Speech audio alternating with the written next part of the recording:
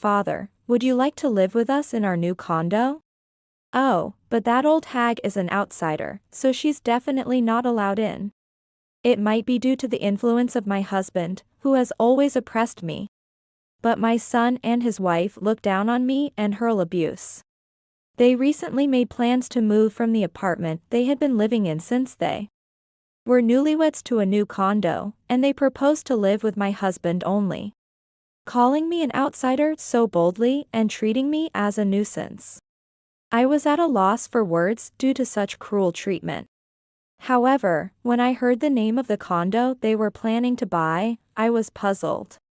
Maybe it's better not to choose that condo? Because… what? Take a break from being stupid. Are you just jealous because you envy us living in a new condo?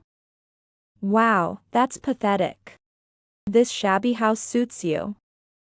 Live here for the rest of your life. Despite my attempts to warn them, my words never seemed to reach them. Realizing this once again, I finally came to terms with it. If my husband wanted to move out and live with our son, it might be the right opportunity. Fine, if you want to leave this house, I won't stop you.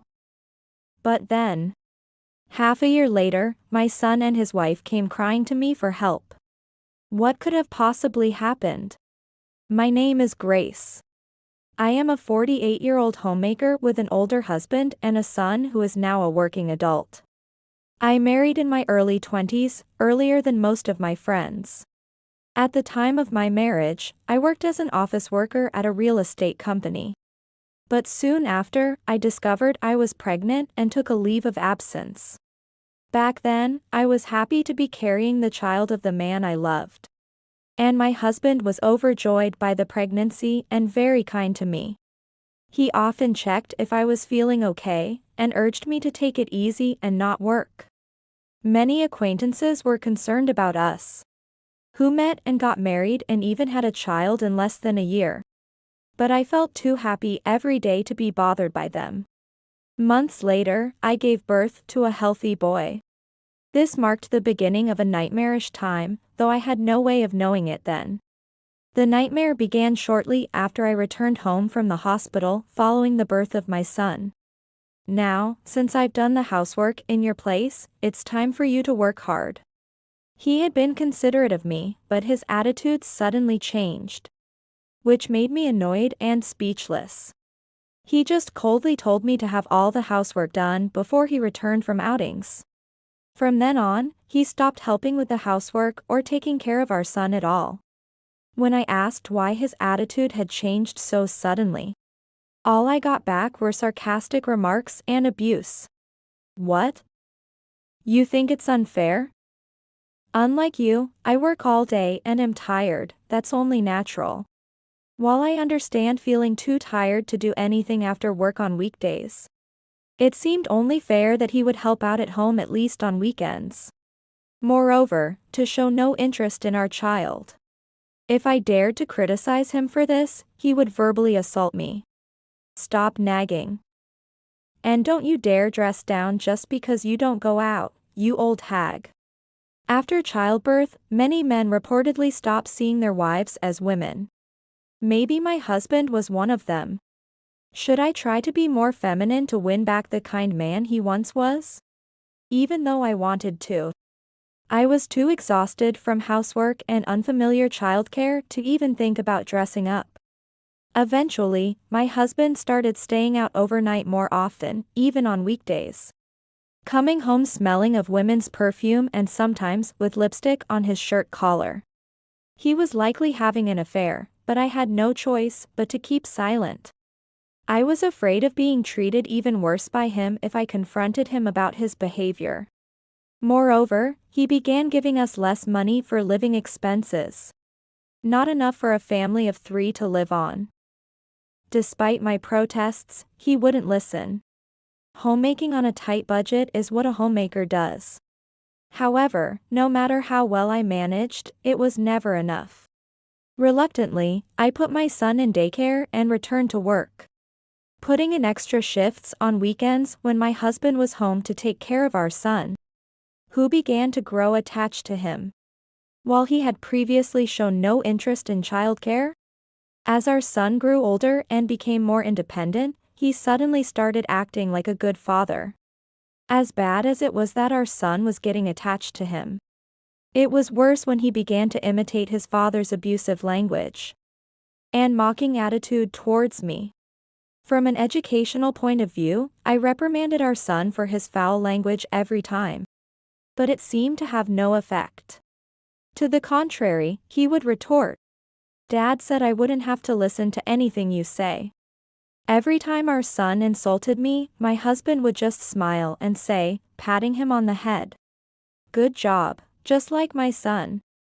I thought about taking our son and divorcing, but I knew that in our current situation, he would want to go with his father.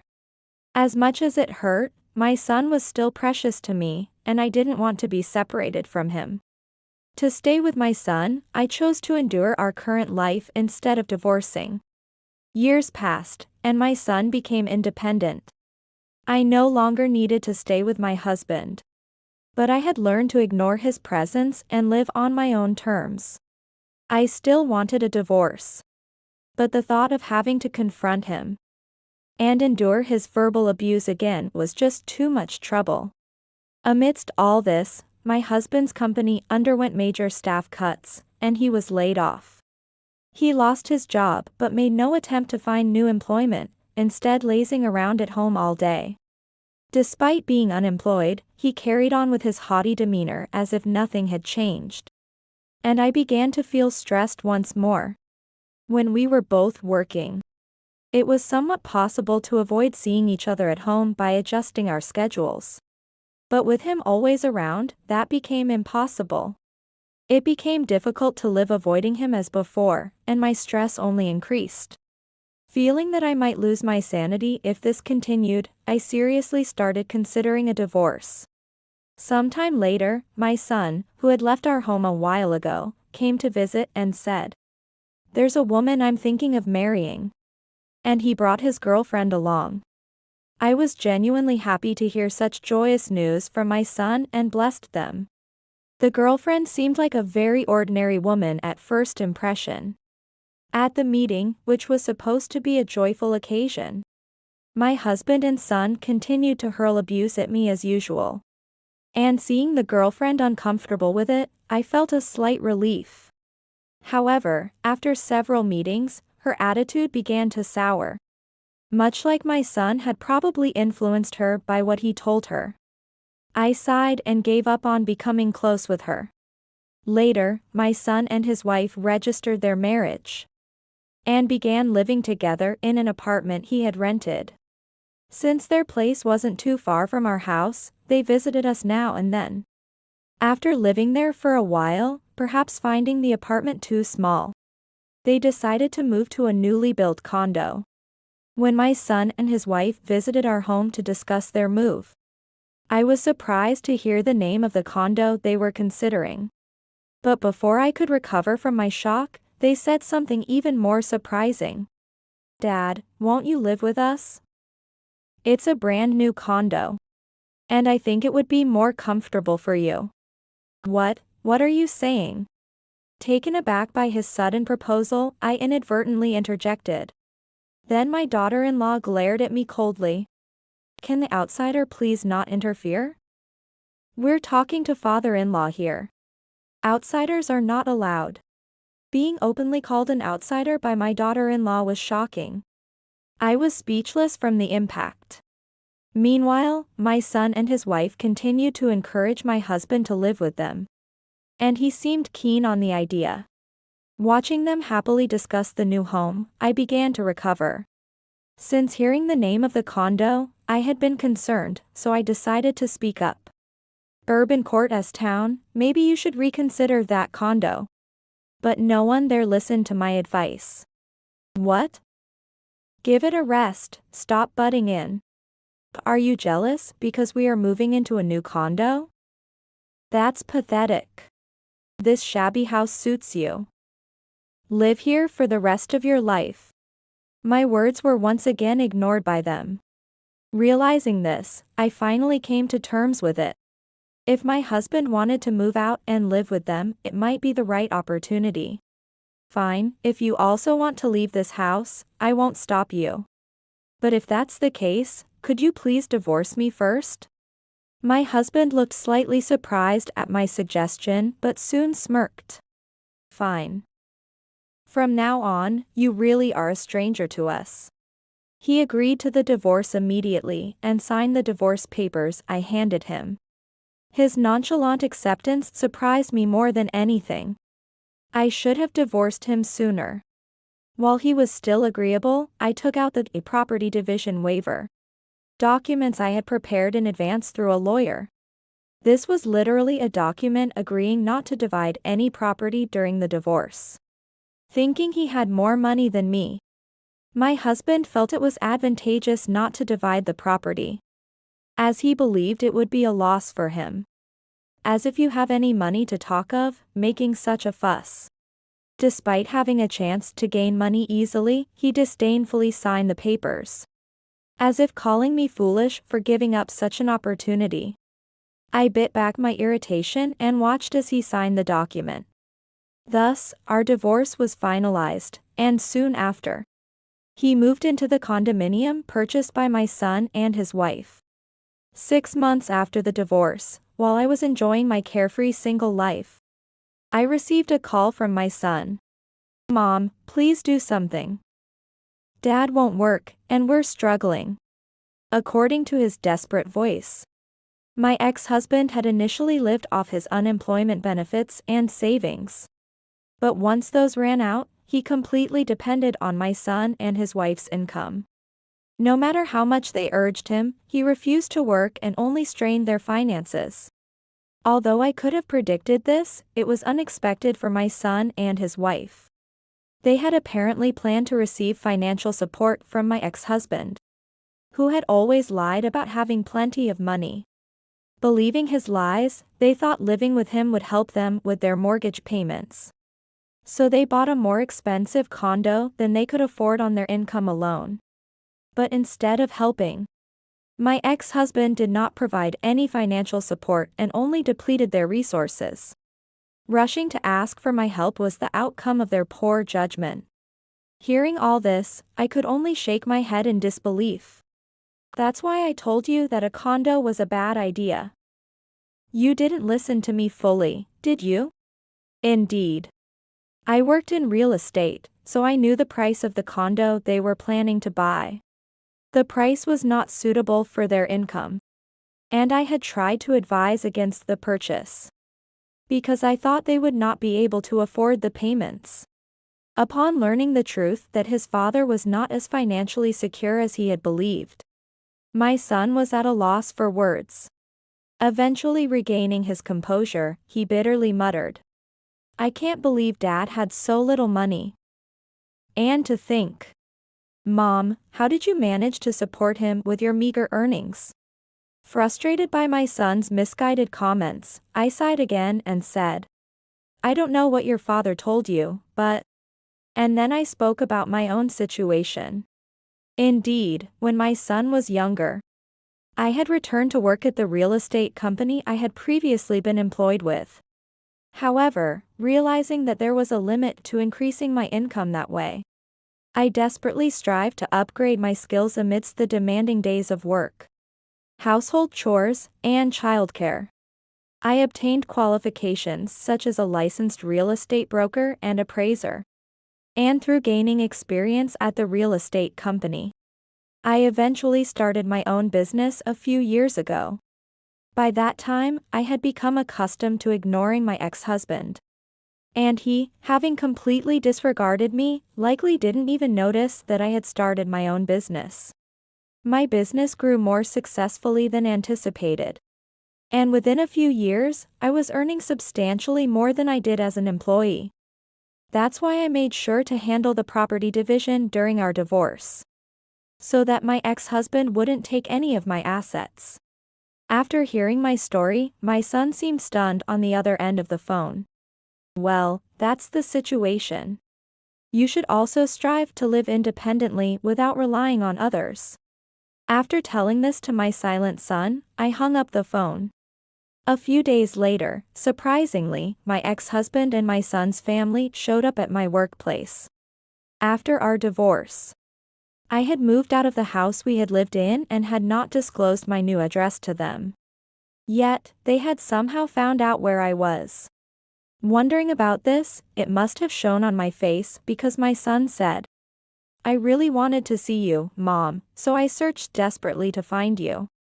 It seemed my ex-husband, having heard about my conversation with our son, approached me with a greedy look in his eyes. "I supported you all this time, give me something in return." I couldn't help but snort at his ridiculous claim. "What are you talking about? You supported me? You, who never helped around the house and just belittled and ignored me. Stop joking, please." At my retort, my ex-husband was at a loss for words.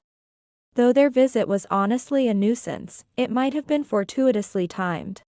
Deciding to settle everything once and for all, I stepped out of the room and called a certain man, saying, "I need you to come here right now."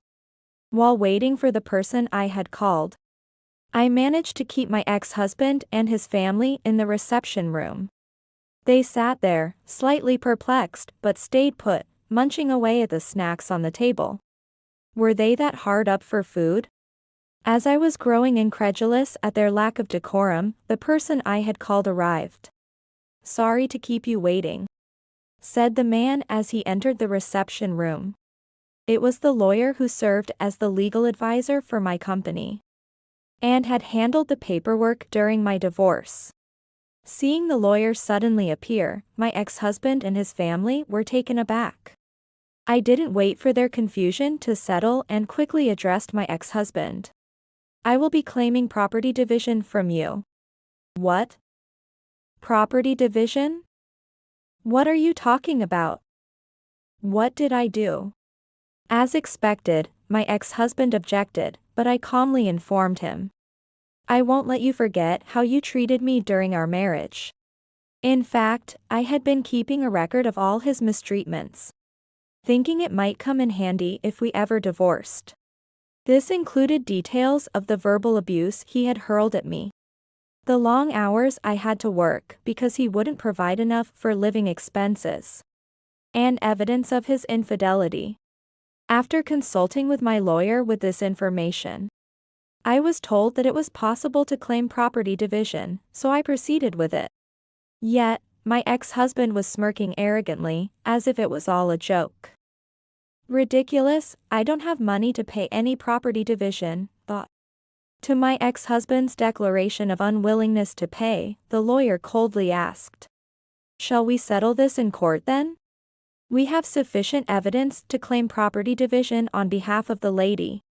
If you refuse, we will proceed with appropriate measures." As soon as he heard the word court, my ex-husband panicked. "Court?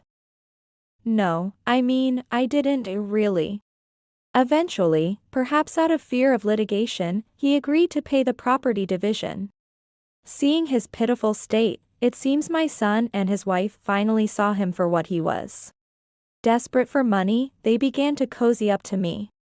"Mom, I'm sorry for everything up until now. We'll take good care of you from now on, let's get along, okay?" It was obvious they were acting out of financial interest, and their attitude was nothing but displeasing. Even though they were my son and his wife, I decided to firmly push them away as a last act of love. "No matter what you say or do, I will not provide financial support for you in the future. Earn your own money instead of begging from someone else." Upon hearing my stern words, my son and his wife looked disheartened and hung their heads. Later, the property division my ex-husband was ordered to pay started being deposited regularly every month. It was a small amount, so it would take time to complete the full payment. But I decided to wait patiently. To earn money for the property division payments, my ex-husband apparently started working part-time at a store.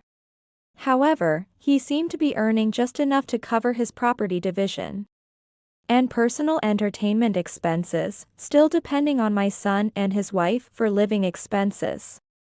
continually struggling with living expenses and mortgage payments. My son and his wife eventually decided to sell the aforementioned condo because they could no longer afford the mortgage. They had asked a real estate agent for an appraisal, but apparently they were not satisfied with the amount and came to me asking, "Can't you buy it at a higher price?" However, the offer amount they showed from other companies was reasonable. I could not sell it for a higher price, so I brushed off their request. My real estate business is still progressing smoothly. My personal life is also stress-free now that I no longer have to deal with my ex-husband or my son's family. With the time I once spent on my husband now freed up, I have more time to spend on myself. Maybe I should find a hobby.